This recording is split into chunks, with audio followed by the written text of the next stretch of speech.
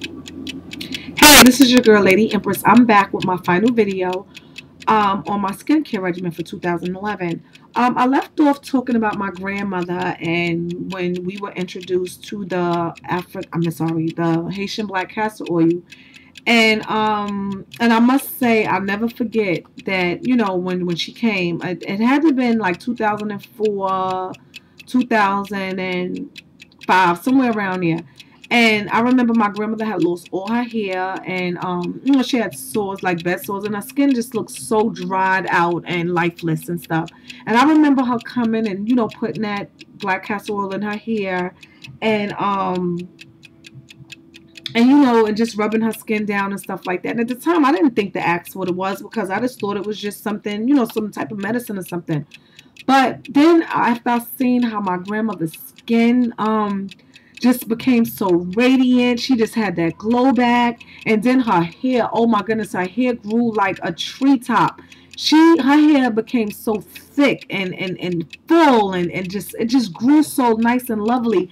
And I told her, I said, what is that? So she said it's an oil that she gets from her country, which later on I found out to be Haitian black castor oil. And and I asked her, could she get me some? So she got me some and stuff. And I was always into the oils, but I was into the blended oils because at the time, that's all that, was popular back then. The regular, like the way they make avocado oil. And it was there, but, we didn't know about it. We didn't, we just knew about the blended oils. I barely knew about, moisturizing. I didn't even know about moisturizing and sealing. But I was always into the oils and stuff. So anyway, fast forward to 2009. That's when I discovered, like different techniques to make, to make your hair grow. And that's when I discovered shea butter.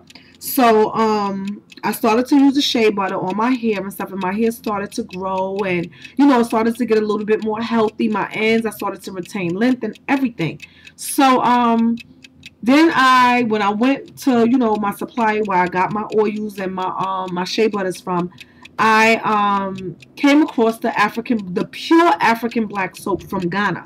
And I was like, what is that? And I also saw some vegetable palm oil soap, but at the time I wasn't really into the palm soap because I knew about the African soap because I thought I had the real thing back when I had the imitation man-made kind. But this one, I said I want to try because I really, how you could just see something and you'd be like, okay, I kind of like feel that that's going to work. Well, lo and behold, that soap was the best soap let me tell you, that was the best thing that ever happened to my life. This is what the soap looks like, okay? But when I first bought it, this is vegetable palm oil soap, okay? I just bought this week. But this is the block that I bought, but it looked like this, right?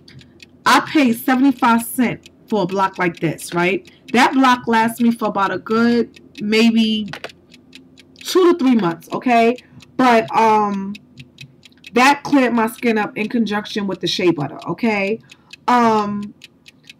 It took some time because I had like a lot of blemishes. I had some pimples. I'm gonna post some pictures up how my skin looked before I started using. Well, no, not before, during, because it was like pulling all the impurities out of my skin, right? So anyway, fast forward, okay. But I liked it so much so that I went and I bought a big chunk of it. Big, right? So, but it's so like flaky and crumbly that in order for you to get it like this, you have to add water to it. And I remember one of the girls that's on my I'm subscribed to, her name is Mika Jalil or something like that. She shows you a technique on how you can make this into a solid state like this. And basically all you do is you get up all the crumbled pieces, you put it in a little baggie, like a little sandwich baggie, and you just add just a little bit of water, not too much water because you don't want it to liquefy. You want to keep it where you can, like manipulate it and form it into like a soap shape. And that's what I did. That's how I got to this. But I had like little reservations at first because the soap is kind of oily. And for example, this soap right here, I bought this soap from a food court by my job, right? And don't get me wrong, it looks very appealing and and everything. But when I felt it, I said, this is too greasy. I said, I have oily skin already. This is too oily for my skin. I can't use that. But I always kept it anyway, right? So, I said, all right, I'll just hold on to it or whatever the case may be. I'll get into the story with that in a minute. But getting back to the black African soap. So what I did was like the little pieces that will crumble off, or that will, you know, like when I would use it down to where I couldn't use it no more, I couldn't put it on soap, I would just take those leftover pieces and put it in a bottle, like a plastic bottle like this, and just create a liquefied version of the black soap. And I would use this like as a final rinse, a facial rinse, a body wash, a shampoo, or, you know, like a foot soap, whatever the need that I needed to use it, whatever the purpose that I needed to use it at the time, that's what purpose it would serve.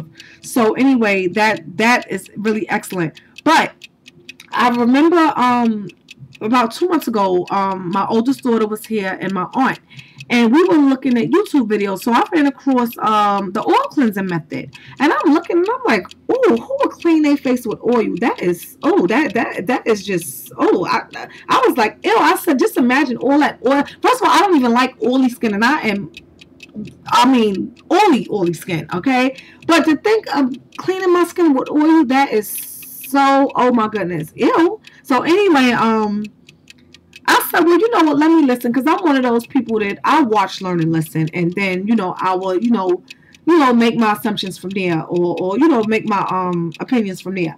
But anyway, when I looked at all the young ladies and the men that was doing it, I was like, well, shoot, their skin looked flawless. I was like, they must be doing something right or whatever. So then I started to write down their method or whatever. And I noticed that for different skin types, there's different oils that you would use in specification of your particular skin type. I know for mine, being it up oily, you use 25% olive oil, 75% castor oil, and, you know, whatever other oil you want to blend in, you can use. But I prefer to go the more simpler way. So I just use the 75% castor oil and the 25% olive oil. And I just added some, you know, some few drops of tea tree oil just to give it that added bonus of, you know, clarifying my skin. So that's what I did. And the first time I used it, I'll never forget, I used the I washed my face with the African black soap. Then I just to wash away all the, you know, the top, you know, layer surface, you know, with the dirt and grime and everything. Then I applied the oil, I massaged it in, and I worked it in really well. And then I put my face over my facial steamer, and I, you know, placed a towel over my head so I can get the benefits of all the steam. And immediately I felt like my pores opening up. I just felt something going on. I felt the oils were, you know, were working. And after I finished, I went and I took the, you know, a hot washcloth, and I just wiped away all the surface oil.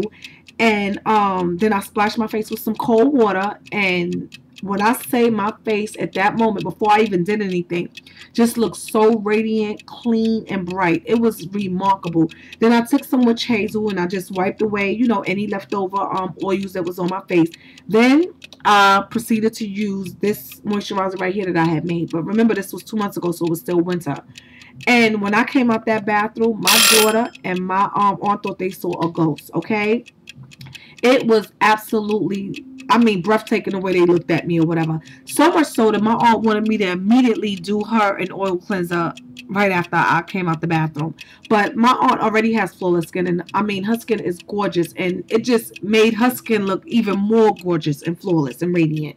So yeah, that's what I did. And I mean, it was absolutely, oh my goodness, I can't even describe the way my skin looked and felt after that. But I'm going to go ahead and stop here and continue on with the final stretch of this video. So stay tuned and I'll be right back.